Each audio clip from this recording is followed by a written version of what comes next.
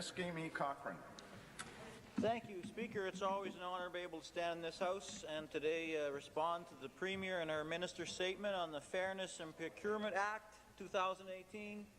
And I'd just like to start, as a former dairy farmer, there is no one more concerned about trade than the supply management sector.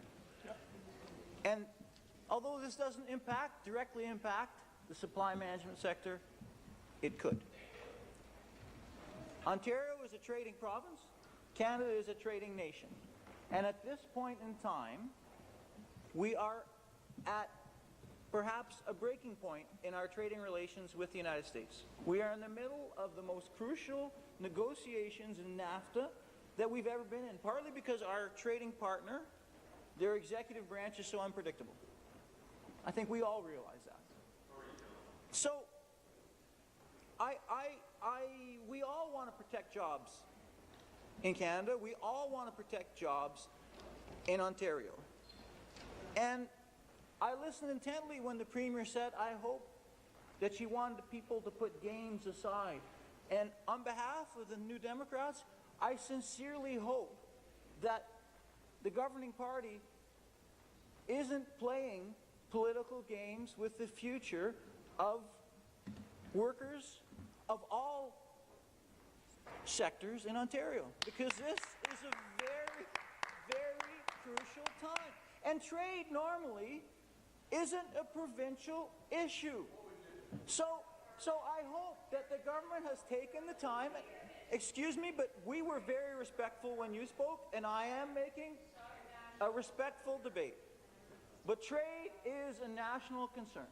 And I hope that our governing party has spoken to their federal cousins and asked them how, and hopefully they can produce an opinion from their federal trade negotiating cousins on if this could impact, because when you're negotiating a trade deal, everything can impact.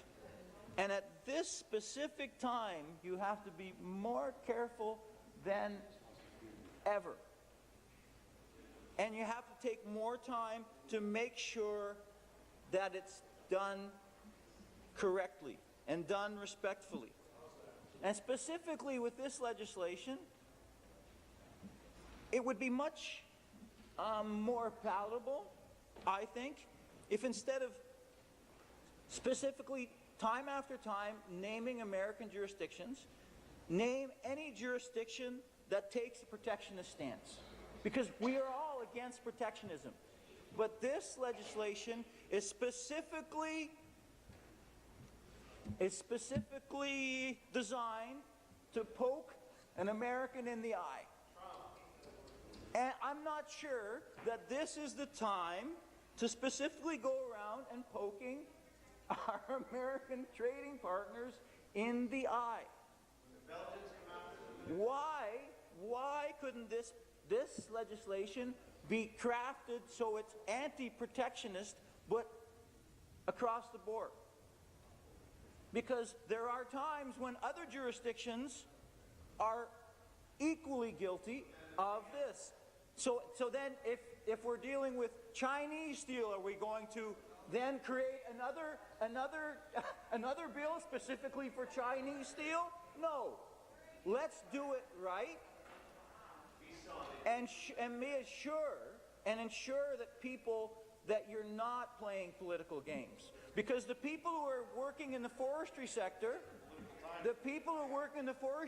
are going to get very nervous when this starts to be a playing chip.